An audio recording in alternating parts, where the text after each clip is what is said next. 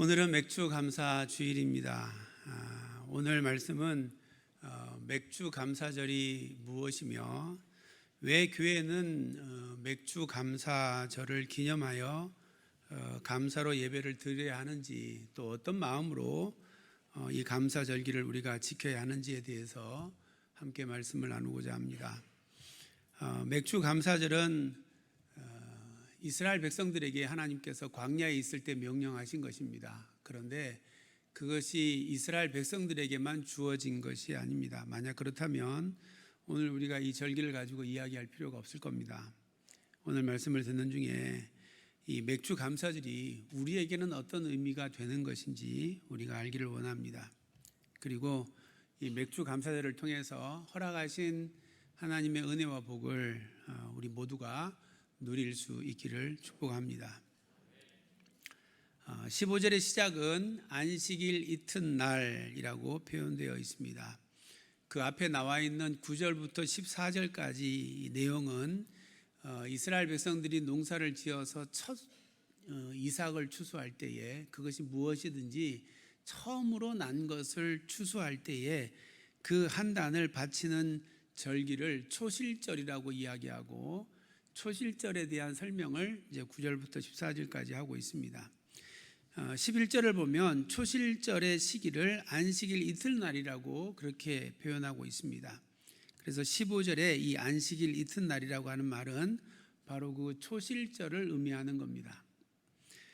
15, 16절에 보면 그날을 기준으로 하여, 이제 초실절 안식일 이튿날을 기준으로 하여 날을 세어서 7 안식일을 채우고, 7 안식일이니까 안식일이 7일간이니까 7 안식일이면 77에서 49일을 말하는 겁니다. 그러니까 49일을 채우고 7 안식일 이튿날, 그러니까 50일 날이 되는 거죠. 그 50일을 계수하여 새 소재로 여호와께 드리라, 그렇게 말씀하고 있습니다. 이렇게 초실절 이후 7 안식일이 지난 이튿날 50일이 되는 날, 새 소재로 하나님 앞에 제사를 드리는 날을 우리가 맥주절이라고 말하는 겁니다. 이날은 초실절 안식일 이튿날 이후 7 안식일을 지난 날이기 때문에 7 안식일 날을 지냈다고 해서 77절이라고 표현하기도 하고, 또 50일 날 드리는 날이기 때문에 5, 5, 열순, 그래서 50이라고 하는 숫자를 의미하는 오순절이라고 표현하기도 하는 것입니다. 이 맥주절은 당시에 주식으로 쓰이는 이 밀을 처음 추수하는 때를 말하는 겁니다. 그러니까 이스라엘 백성들이 주로 먹게 되어지는 이 밀을 이제 추수하기 시작할 때에, 그때에 하나님 앞에 이 감사로 제사를 드리는 절기를 맥주절이다, 그렇게 표현하는 것입니다. 10절을 보면 너희는 내가 너희에게 주는 땅에 들어가서 너희의 곡물을 거둘 때라고 말씀합니다. 이스라엘 백성들은 지금 광야에서 이 절기를 지킬 것을 명령을 받았습니다. 아직까지 가나안 땅에 들어가기 전에, 아직 농사를 짓기 전에 광야에서 하늘로부터 내려주는 만나를 먹고 반석에서 쳐서 나오는 물을 마시며 아무것도 먹을 것이 없는 광야를 지나가고 있을 때에 하나님께로부터 이 명령을 받은 것입니다. 하나님은 이스라엘 백성에게 약속하신 가나안 땅에 들어갈 것을 전제하고, 그때 가나안 땅에서 곡식을 거둘 때 이 절기를 지키라, 그렇게 말씀하고 있는 것입니다. 지금 이스라엘 백성들은 단 하루의 앞날도 예측할 수 없는 광야를 걸어가고 있습니다. 먹을 것이라고는 찾을 수 없는 광야에서 땅을 일구어 곡식을 거두어 드린다는 것은 상상할 수 없는 일이었습니다. 곡식을 거두는 것은 고사하고 당장 광야에서 가란 목을 축일 물조차도 찾기 어려운 처지에 그들이 놓여 있습니다. 그러니 무슨 곡식을 거두어 추수하는 것을 생각할 수 있겠습니까? 놓여 있는 현실로 보면 이 광야를 지나 하나님께서 약속하신 가나안 땅에 정말 우리가 들어갈 수 있을까? 불확실한 그와 같은 상황 가운데 있는 것입니다. 가나안 땅에 들어가 그곳에서 농사를 지어 곡물을 거두어 추수를 한다? 그리고 하나님 앞에 제사를 드린다. 너무나 꿈 같은 이야기인 겁니다. 가능해 보이지 않는 그런 이야기를 지금 하나님께서 이스라엘 백성들에게 하고 있는 겁니다. 한번 생각해 보시길 바랍니다. 이스라엘 백성들이 지금 아무것도 없는 광야를 걸어가고 있습니다. 그러한 그들에게 하나님께서 가나안 땅에 들어가서 곡식을 거두어 추수하여 그것으로 하나님 앞에 기뻐하며 감사하며 하나님 앞에 제사를 드리라고, 그러면서 첫 이삭이 나오면 초실절을 드리고, 그리고 너희들이 먹는 주의 양식인 밀을 첫 추수하게 되는 맥추절을 지내고, 그리고 모든 추수를 다 끝내면 너희들이 그것을 가져다가 창고에 드리면서, 그러면서 하나님 앞에 감사하는 장막절, 다르게 표현하면 수장절을 드려라, 이렇게 절기를 지금 광야에서 가르쳐주고 있는 겁니다. 그러니 아니 손에 잡히는 게 있어야 그걸 생각을 해볼 수 있지, 아무것도 없는 광야에서 하나님 지금 무슨 말씀을 하시는 겁니까? 잘 믿어지지 않고 받아들이기 어려울 겁니다. 그러나 하나님은 이스라엘 백성들에게 가나안 땅에 들어갈 것을 확신하고 바라보며 그 땅에서 추수하여 곡물을 얻을 것을 미리 생각하라는 겁니다. 그리고 그때 그와 같은 은혜를 베푸시는 하나님으로 인하여 기뻐하라는 겁니다. 지금 추수한 곡물을 앞에 두고 감사의 절기를 지키라고 명령하는 것이 아니라 앞으로 40년 후에 일어날 일을 앞에 두고 하나님께서 감사의 절기를 지키라고 그렇게 명령하는 것입니다. 우리는 여기에서 중요한 교훈을 배우게 됩니다. 무엇이 참다운 믿음인가라고 하는 사실입니다. 비록 지금 불가능해 보이는 광야에 그들이 있지만 하나님의 약속을 믿고 그 약속대로 될 일을 먼저 믿음으로 취하고, 그리고 그때를 생각하며 지금 기뻐하면서 감사하라는 겁니다. 그것이 참다운 믿음이다라고 하는 것입니다. 하나님께서 이스라엘 백성들에게 명령하시는 너희들이 곡물을 추수하여 하나님 앞에 제사를 드려라 라고 하는 것은 앞으로 40년 후에나 되어질 일이지만, 그것을 바라보면서 하나님께서 너희에게 가나안 땅을 허락하시고 그와 같이 곡물을 추수하게 되고 제사 드리게 할 것이다 라고 하는 하나님의 그 약속, 그것을 바라보고 기뻐하고 감사하는 것은 비록 아무것도 이루어지지 않은 광야이지만 지금 그 광야에서 그 명령을 받는 그 순간부터 너희는 기뻐하고 감사하라는 겁니다.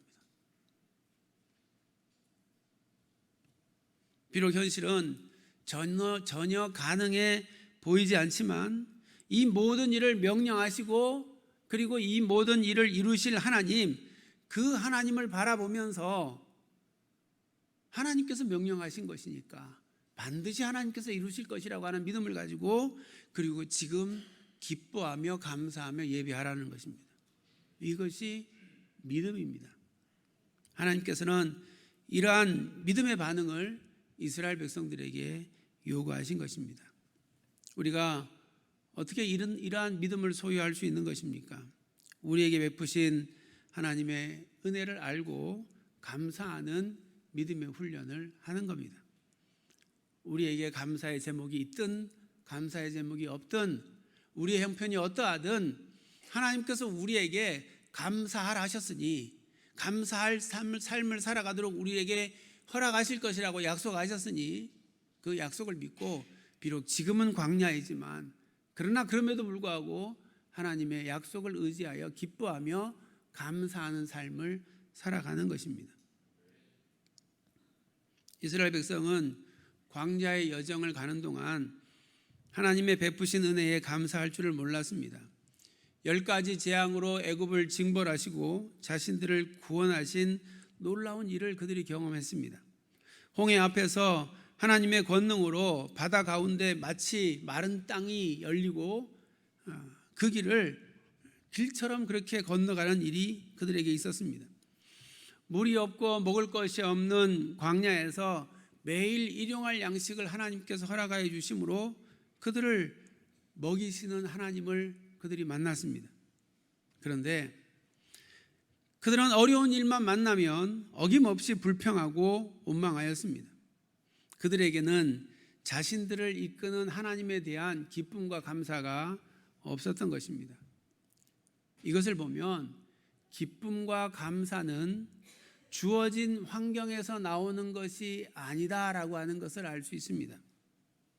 기쁨과 감사가 주어진 환경에 따라 되는 거라고 한다면 누구보다도 이스라엘 백성들은 기뻐하고 감사해야 했었습니다. 그들은 인류 어떤 족속도 경험해 보지 못했던 자신들만을 위한 하나님의 그 놀라운 일들을 그들이 경험을 했던 겁니다. 이스라엘 백성들은 이러한 놀라운 일들을 눈으로 보고도 기뻐하고 감사하지 못했습니다. 그들이 언제나 기뻐하지 않거나 감사하지 않았던 건 아닙니다. 홍해를 건너고 하나님이 행하신 놀라운 일을 보고 그들은 소고치고 춤추며 그러면서 하나님께 찬양하고 하나님께 감사를 했습니다. 그런데 그들이 여정이 조금만 어려움이 되어지면 그러면 어김없이 불평하고 원망하는 자들이었습니다. 왜 이스라엘 백성들은 하나님의 이끄심이 분명하고 하나님의 이끄심에 놀라운 경험들을 했음에도 불구하고 조금만 어려움이 닥치면 원망하고 불평한 것입니까? 우리를 이끄시는 하나님 안에서 기뻐하고 감사할 수 있는 비결은 하나님의 행하신 일이 아닌 하나님을 바라볼 때 가능해지는 겁니다. 왜냐하면 하나님께서 우리에게 행하시는 일들은 언제나 우리에게 선한 일인데, 그런데 하나님께서 우리에게 행하시는 모든 일들은 우리의 기대와 소망을 언제나 만족시켜주는 일이 아니기 때문에 그렇습니다. 우리의 기대와 소망이 만족되어 기뻐하고 감사하려고 한다면 우리는 항상 기뻐하고 감사할 수 없습니다. 왜? 하나님께서는 우리의 기대와 소망을 뛰어넘는 하나님의 선한 계획을 우리 가운데 이루시기 때문에 그렇습니다. 그렇기 때문에 우리의 상황과 관계없이 하나님은 언제나 선하시며 하나님의 선하신 계획으로 우리를 이끌고 계신다라고 하는 것을 믿고 그 하나님을 바라볼 때 비로소 우리는 언제나 기뻐하고 감사하는 삶을 살아갈 수 있게 되는 것입니다. 세상을 한번 보기를 원합니다. 세상의 사람들이 기대하고 소망하는 일들이 만족되면 세상 사람들은 그것으로 인하여 그 영혼이, 그의 삶이 평안하고 안식하고 즐겁게 됩니까? 아니, 그렇지 않다는 것을 우리가 너무나 잘 압니다. 사람의 기대와 소망이 만족되는 것이 곧 하나님의 선한 우리를 향한 계획이 이루어지는 것이 아니라는 것을 우리는 이미 인생을 통해서 경험을 했습니다. 왜냐하면 우리의 기대와 소망이 하나님의 선한 일을 이루는 것이 아닐 때도 너무나 많다는 것을 알기 때문에 그렇습니다. 그러므로 우리의 기대와 소망보다 하나님의 계획하심이 이루어지는 것, 그것이 진짜 선이고 그것이 참 복이다라고 하는 사실입니다. 이것이 깨달아지면 어떤 상황에도 우리는 기뻐하고 감사할 수 있게 되는 겁니다. 이는 상황이 아니라 상황을 이끄시는 하나님의 선하심을 믿기 때문에 그렇습니다. 그래서 이스라엘 백성들이 불평하고 원망했던 것은 그들의 기대와 소망이 때로는 만족되고 때로는 만족되지 않으므로 늘 기뻐하고 감사할 수 없었습니다. 그런데 하나님께서 우리에게 맥추절을 가르쳐 주시면서 감사하라 하신 이유는 비록 너는 지금 광야에 있잖아. 너의 기대와 소망은 만족이 안 되잖아. 그런데 내가 너의 삶을 가장 선하고 가장 아름답게 만들 거니까 비록 네 눈에는 그렇게 보이지 않는다 할지라도 나를 믿고 따라와. 그러면 너는 언제나 하나님의 복된 삶의 자리에 서게 될 거야. 그것을 믿어라 라고 맥추절을 우리에게 허락하여 주신 겁니다. 비록 우리가 인생 광야의 길에 있지만 하나님의 약속을 믿고 언제나 기뻐하고 감사할 수 있기 원합니다. 그러기 위하여 그 약속의 말씀을 우리에게 허락하신 하나님을 우리가 날마다 바라보며 걸어갈 수 있기 원합니다. 우리에게 이 믿음의 눈이 열리기를 축복합니다. 상황이 아니라 상황을 이끄시는 주님을 바라볼 때 우리는 비로소 항상 기뻐하고 감사할 수 있습니다. 우리가 이와 같은 믿음으로 살려면 이 믿음의 훈련이 우리에게 필요합니다. 모든 상황에서 상황을 바라보는 게 아니라 하나님을 바라보는 훈련이 필요한 것입니다. 그리고 비록 지금 내 눈에 보이지 않더라도 하나님으로 인하여 기뻐하고 감사할 제목을 찾는 훈련이 우리에게 필요합니다. 비록 지금 광야에 있으나 마침내 약속을 이루시고 곡물을 거두어 추수하게 하실 것을 허락하신 하나님을 바라보는 훈련이 우리에게 필요한 것입니다. 그리고 이 믿음으로 기뻐하고 감사하기로 결단하는 것입니다. 그때 우리는 어떤 형편에 있든지 하나님으로 인하여 기뻐하고 감사하게 되는 것입니다. 우리에게 매번 절기를 허락하시는 이유가 그렇습니다. 우리의 삶은 감사할 게 없는데 그럼에도 불구하고 우리에게 맥주절을 허락하시고 추수감사주의를 허락하시고 감사의 제목들을, 감사의 절기들을 계속 허락하시는 이유는 그렇게 감사의 훈련을 하라는 겁니다. 비록 내 눈에 보이지 않아도 하나님을 바라보고 믿음으로 감사를 하라는 겁니다. 그렇게 반복해서 감사를 우리의 삶의 훈련으로 고백할 때에 약속하신 그 감사가 우리의 삶에 이루어진다라고 하는 사실입니다.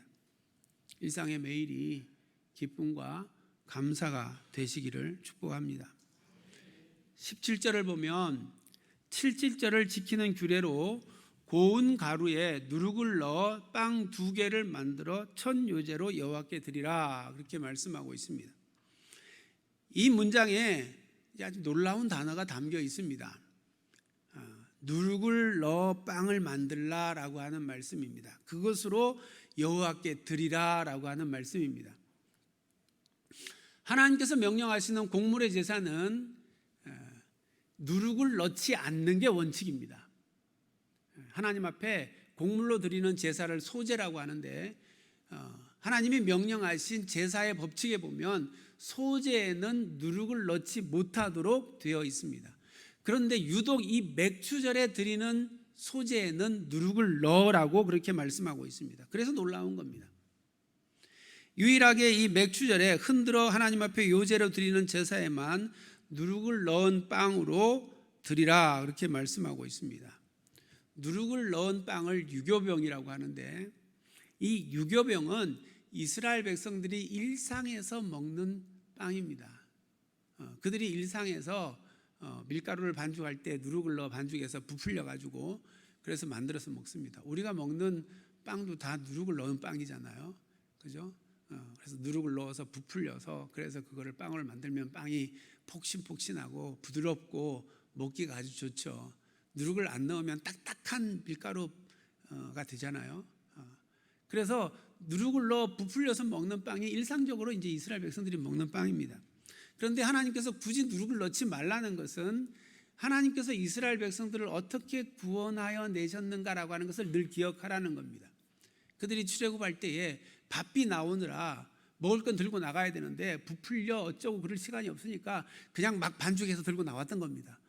누룩을 넣지 못하고 들고 나온 떡이니까 그러니까 구우면 딱딱한 빵이 되는 겁니다.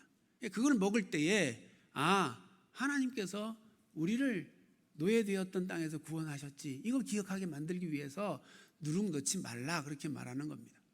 그래서 무교병 절기에 누룩 없는 빵을 먹으면서 하나님의 구원을 기억하는 겁니다. 그런데 맥주절에는 하나님께서 누룩을 넣어서 빵을 만들라는 겁니다. 너희들의 일상에서 먹는 그 빵을 가지고 나와서 하나님 앞에 제사하라는 것입니다. 이 말은 일상에서 너희들의 먹을 것으로 하나님 앞에 예배하라, 너희들의 일상의 삶이 하나님 앞에 곧 드려지는 예배다라고 하는 말씀입니다. 한 해의 밀을 처음 추수하여 드리는 맥주절에 어떤 예배를 드려야 하는가라고 하는 것을 우리에게 말해주고 있는 것입니다. 하나님께서 우리에게 허락하시는 첫 양식, 그 밀을 추수하는 첫 양식에 빵을 만들 때 누룩을 넣은 빵으로 하나님 앞에 들고 와서 요제로 흔들어서 하나님 앞에 제사하라라고 하는 하나님의 그 의도, 하나님의 그 목적이 어디에 있는가라고 하는 것을 우리가 알기를 원합니다. 22절 말씀에 이렇게 기록되어 있습니다. 우리 22절 말씀을 같이 읽습니다. 너희 땅에 곡물을 벨 때에 땅 밭 모퉁이까지 다 베지 말며 떨어진 것을 줍지 말고 그것을 가난한 자와 거류민을 위하여 남겨두라. 나는 너희의 하나님 여호와이니라. 하나님께서 맥추절기를 말씀하시면서 이렇게 너희가 제사하라 그리고 말씀하시고 맨 마지막에 뭐라고 말씀하시냐면 너희가 밀을 거둘 때에 이렇게 거두어라 그렇게 말씀합니다. 밭 모퉁이까지 싹 다 베지 말고 남겨두고 떨어진 거는 줍지 마라. 내버려 둬서 너희 땅에 있는 가난한 사람과 거류민들, 다른 이주민들 그들이 먹을 수 있도록 내버려 둬라라고 하는 것입니다. 그러니까 맥추절은 하나님의 허락하신 그 복을 나만 누리는 것이 아니라 나와 함께하는 가난한 자 그리고 나의 백성인 하나님의 백성을 의지하여 들어온 거류민들 그들도 함께 나누어 그 기쁨을 가져라라고 하는 말씀입니다. 그것이 맥추절에 이스라엘 백성들이 해야 할 것이라고 하는 것입니다.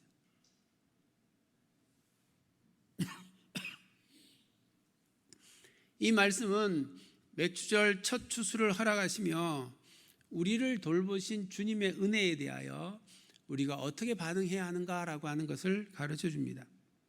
이제 모든 상황에서 우리를 돌보시는 주님의 은혜를 알고 그 은혜에 기뻐하며 감사하며 비록 지금 광야와 같은 위치에 있지만 그럼에도 불구하고 하나님의 은혜에 감사하는 것을 연습하는 자가 되라 그렇게 말씀하시고 더불어서 그 기쁨과 그 감사를 너만 누리지 말고 함께하는 모든 자들 가난한 자, 거류민 모두와 함께 나누라라고 하는 말씀인 겁니다. 밀을 처음 추수하여 곡물을 벨 때에 밭 모퉁이는 베지 말고 남겨두어서 가난한 자와 거류민들이 먹을 양식으로 삼게 하라는 것입니다. 첫 수술을 하며 돌보시는 하나님의 은혜를 알았다면 그 은혜를 흘려보낼 줄 알아야 한다라고 말씀하는 것입니다. 하나님께서 왜 우리에게 일용할 양식을 풍성하게 허락하시는 것입니까? 하나님께서 광야에 있을 때는 일용할 양식만 주셨습니다. 남겨두면 썩어서 먹을 수 없는, 냄새나서 먹을 수 없는, 그래서 온전히 하루 양의 양식을 허락해 주셨습니다. 그런데 그렇게 지금 먹고 살고 있는 그들에게 하나님께서 너희들 가나안 땅에 들어가거든 그때는 풍족하게 많아질 텐데 그때에 하나님께 감사하면서 너희들 꼭 기억해라. 내가 너희에게 그렇게 일용할 양식이 아닌 풍족하게 허락하여 주시는 이유를 알아야 된다 그렇게 말씀합니다. 먼저는 감사고 두 번째는 섬김과 나눔이라는 겁니다. 우리에게 왜 일용할 양식을 넘쳐가 풍족하게 허락하시는 것입니까? 어리석은 농부는 그의 소출에 하나님께서 복 주셔서 농산물이 많았습니다. 그래서 그가 곡간을 더 많이 짓고 그리고 그 곡간에 추수한 것을 가득 채워놓고 그리고는 이렇게 말합니다. 내 영혼아 여러 해 쓸 물건을 많이 쌓아두었으니 평안히 쉬고 먹고 마시고 즐거워하자. 이 농부에 대해서 예수님은 어리석은 자다 그렇게 말씀하십니다. 이 농부가 어리석은 이유는 두 가지입니다. 하나는 그 영혼의 평온함이 소유에 있지 않다는 것을 알지 못하기 때문입니다. 그래서 예수님이 말씀하십니다. 오늘 밤에 네 영혼 내가 데려가 버리면 그 소유 뭐 할 거냐? 아무 소용없다. 그 소유가 너의 영혼을 평안하게 하지 못한다. 너 불려와서 하나님 앞에 섰을 때 그 소유가 너를 평안하게 할 것이냐? 아니, 너가 하나님 앞에 어떻게 살았느냐가 하나님의 평가가 너의 영혼을 평안하게 할 것이다 말씀하십니다. 그가 어리석은 두 번째 이유는 풍성하게 허락하여 주신 하나님의 목적을 몰랐기 때문에 그렇습니다. 하나님께서 풍성하게 허락하심은 곡간에 쌓아두고 그것으로 영혼의 위로를 삼으라고 한 것이 아니었습니다. 풍성하게 주신 것은 곳간에 쌓는 게 아니라 흘려보냄으로, 곳간에 쌓아놓은 그것이 아니라 흘려보내는 하나님의 은혜로 말미암아 내 영혼이 위로를 얻을 것이다라고 하는 것을 알아야 하는 겁니다. 우리의 영혼이 위로를 얻을 수 있는 방법은 곳간에 쌓아놓은 그것이 아니라 그것이 흘려보내짐으로 하나님의 거룩함이 드러나고 그것을 통해 하나님께서 기뻐하실 것을 바라볼 때에 내 영혼이 평안의 위로를 얻는 겁니다. 내가 이 땅에서 하나님의 복을 받을 것이고 하나님 앞에 섰을 때 칭찬받겠구나. 평안의 위로가 진짜 이루어지는 겁니다. 왜 하나님은 맥주절에 제사를 누룩을 넣어 구운 것을 요제로 드려 하나님께 드리라 그렇게 말씀하셨을까요? 이 요제라고 하는 제사 방식은 하나님 앞에 제물을 가지고 가서 하나님 앞 제단에서 이렇게 흔드는 겁니다. 하나님 받으시옵소서. 그럼 끝이에요. 일반적인 가장 많이 행해지는 제사의 방식이 화제입니다. 하나님 앞에 들고 가서 제단 위에 올려서 불로 태우는 겁니다. 그럼 불로 사르니까 남는 게 없잖아요. 그런데 이 요제는 가져가서 흔들고 그대로 남는 겁니다. 그럼 그대로 남는 거 이거 어떡하라는 겁니까? 20절 말미에 보면 성경은 그것은 성물이니 제사장에게 돌릴 것이니라 그렇게 말씀합니다. 이 요제는 소제뿐만 아니라 20절을 보면은 이 어린 양도 소제가 화제가 아닌 요제로 드리는 것도 있습니다. 그러니까 맥주절에서는 이렇게 요제로 흔들어 하나님 앞에 드리는, 그리고 남는 것이 있는 겁니다. 이렇게 남는 것은 제사장에게 돌리라 그렇게 말씀하고 있습니다. 제사장에 돌려진 제물은 그러면 어떻게 쓰여질까요? 물론 먼저는 제사장의 필요를 채우게 될 겁니다. 왜? 제사장은 하나님 주님이 나의 기업이고 다른 기업을 받은 게 없기 때문에 제사를 통해서 하나님께 드려진 것이 제사장에게 필요를 채워지게 되는 겁니다. 그런데 제사장을 통해서 이루어지는 일이 있습니다. 제사장은 몇 명 안 되는데 이스라엘 백성은 60만 명입니다. 그들이 돌아가면서 계속 제사를 드리며 요제로 하나님 앞에 흔들어서 제사장 드리면 그 제사장 혼자 어떻게 다 그걸 감당합니까? 그러니까 제사장이 그것을 자기의 필요를 채우기도 하지만 그것으로 가난한 자, 거류민, 어려운 사람들 흘려보내 하나님의 거룩하심을 그들에게 나타내는 것입니다. 오늘 말씀을 묵상하며 하나님께서 맥주절을 통해서 우리에게 지키라 하신 절기의 그 의미를 우리가 알기를 원합니다. 먼저는 감사의 절기입니다.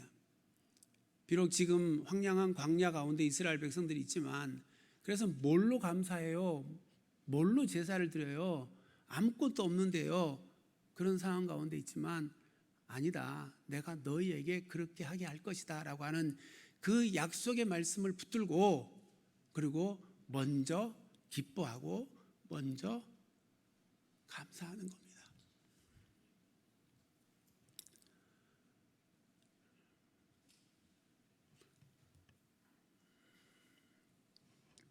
이것은 거저 되는 것이 아니라 우리에게 훈련이 필요합니다. 그래서 절기를 주신 겁니다. 매번 절기마다 반복해서 내 형편이 어떠하든지 하나님 앞에 감사하는 훈련을 하는 겁니다. 절기를 통해 우리를 향한 주님의 끊어지지 않는 사랑을 확인하고, 그리고 감사하고 또 감사하는 훈련을 하는 것입니다. 두 번째로 더불어 함께 즐거워하라는 것입니다. 진정으로 하나님의 은혜와 사랑을 경험한 사람은 주님께서 자격 없는 내게 왜 이와 같은 은혜와 사랑을 허락하셨는지 그 이유를 묻게 되는 겁니다. 하나님, 저 같은 죄인, 하나님께서 돌아보지 않았으면 멸망할 수밖에 없는 죄인, 그런 저를 사랑하셔서 불러주셔서 하나님의 자녀 삼아 구원하여 주시고, 구원하여 주신 것뿐만 아니라 지금도 성령님께서 내 안에 와 계셔서 나를 돌보시며 나의 삶을 인도하셔서 나에게 이와 같은 은혜와 복된 삶을 살아가게 하시는 이유가 뭡니까? 왜 이렇게 하세요? 왜 이런 은혜를 주세요? 묻게 되는 겁니다. 그리고 절기를 통해서 하나님께서 하나님의 그 은혜를 삶 속에서 경험해 보지 못하는 자들에게 나를 통해 그 은혜를 경험하게 하시고자 하는 거구나. 나는 지금 추수하여 풍성한 곡물이 있는데 가난하여 하나님의 은혜가 부어지는 이 땅에서도 광야의 삶을 살아가는 자에게 아니야, 너에게도 하나님의 은혜가 있어. 그것을 나를 통해 흘려보내 그들로 하여금 경험하게 하라는 겁니다.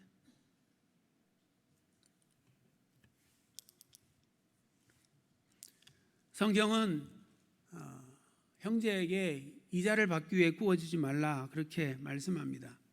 성도 간의 금전거래는 성도의 교제와 교회의 덕을 해치는 위험이 있습니다. 사람은 그렇지 않은데 일은 우리의 의도하는 대로 되지 않을 때가 너무나 많습니다. 그래서 마음은 그렇지 않은데 그런데 서로 상처 주고 어려움을 줄 수 있습니다. 그래서 성경은 이자를 받기 위해 꾸어주지 말라는 겁니다. 그리고 할 수 있으면 거저주라는 것입니다. 지혜자는 전도 11장 1절에 너는 내 떡을 물 위에 던지라 그렇게 말씀하고 있습니다. 물 위에 던지면 어떻게 되겠습니까? 흘러가 버립니다. 다시 내가 그것을 거두어 드릴 것을 생각하지 말고 흘려보내듯이 그렇게 베풀라는 겁니다. 그러면 그 섬김이 하나님 앞에서 복을 받게 된다는 것입니다. 11절 1절에 이어서 이렇게 말합니다. 여러 날 후에 도로 찾으리라. 주님의 날에 하나님께서 그 섬김을 기억하시고 하나님께서 그 영혼을 참된 평안으로 인도하신다라고 하는 말씀입니다. 하나님께서 미래 첫 추수인 맥주절의 감사를 제사할 때에 누룩을 넣어 구운 것을 요제로 하나님께 드리라 명령하신 그 뜻을 우리가 알기를 원합니다. 하나님께 감사로 드리고 그리고 그 감사의 것을 나누라는 겁니다. 그것이 진정한 하나님의 복을 받을 자가 이 땅에서 하나님 앞에 예배드리는 모습이다라고 하는 것입니다. 이 명령을 그대로 따랐던 초대교회는 여러 사람들이 모여 있었지만 그러나 그 공동체는 가난한 자가 없는 공동체였다. 그렇게 성경은 보고하고 있습니다. 우리 교회가 그와 같은 교회가 되기를 원합니다. 감사와 섬김과 나눔이 있는 아름다운 교회가 될 수 있기 원합니다. 우리 함께 찬양하기 원합니다. 이 찬양은 여호와께서 우리에게 구하는 제사가 공의를 행하고 인자를 사랑하며 겸손히 여호와 하나님과 동행하는 것이라고 그렇게 고백하고 있습니다. 이 믿음이 우리의 믿음이 되기 원합니다. 여호와 하나님을 사랑하고 그 안에서 기뻐하고 감사하며 또 허락하신 은혜를 전하는 하나님의 공의를 드러내는 우리의 삶이 되기 원합니다. 이 소망을 가지고 우리 함께 찬양하겠습니다. 내가 무엇을 가지고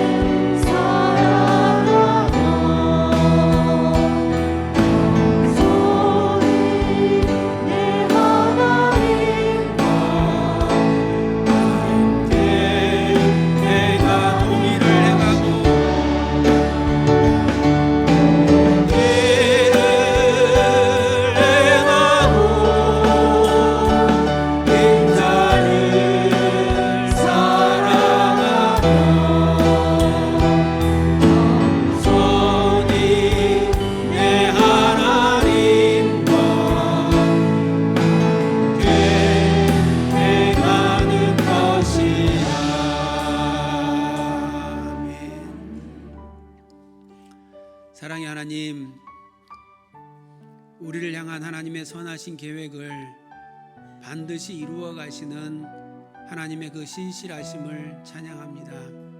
비록 지금 내가 서 있는 땅은 광야이지만 그럼에도 하나님께서 약속하시기를 너희가 가나안 땅에 들어가 그 땅의 곡물을 거두어 드릴 때에 그것으로 하나님께 기뻐하고 감사하며 그것으로 섬기고 나눔으로 모든 이들이 함께 주님을 기뻐하고 감사하는 그와 같은 땅이 되라 말씀하셨습니다. 지금 우리의 인생이 때로는 어떤 이는 광야와 같이 결핍의 땅을 걸어가기도 하지만 그럼에도 불구하고 하나님께서는 약속하신 그 일을 반드시 내 삶 가운데 이루실 것이라고 하는 믿음의 약속을 붙들고 기뻐하며 감사하며 믿음의 길 걸어갈 수 있도록 인도하여 주옵소서. 나에게 이와 같이 수수하여 풍성하게 하심은 하나님의 거룩하심을 다른 이에게 전하라 하신 줄 알고 하나님 앞에 흔들어 기쁨으로 예비한 그것으로 나누고 베품으로 하나님의 놀라우신 사랑, 하나님의 그 은혜를 모든 이들이 함께 경험하며 살아가는 우리 교회가 되게 하시고 이 땅의 백성들이 될 수 있도록 주님 인도하여 주시옵소서. 하나님의 이 공의를 행하고 하나님의 이 사랑을 나누며 겸손히 하나님과 함께 걸어가는 믿음의 삶을 이 땅에서부터 그 나라에게까지 걸어가는 저희들 되도록 주여 인도하여 주옵소서. 예수님의 이름으로 기도드립니다. 아멘.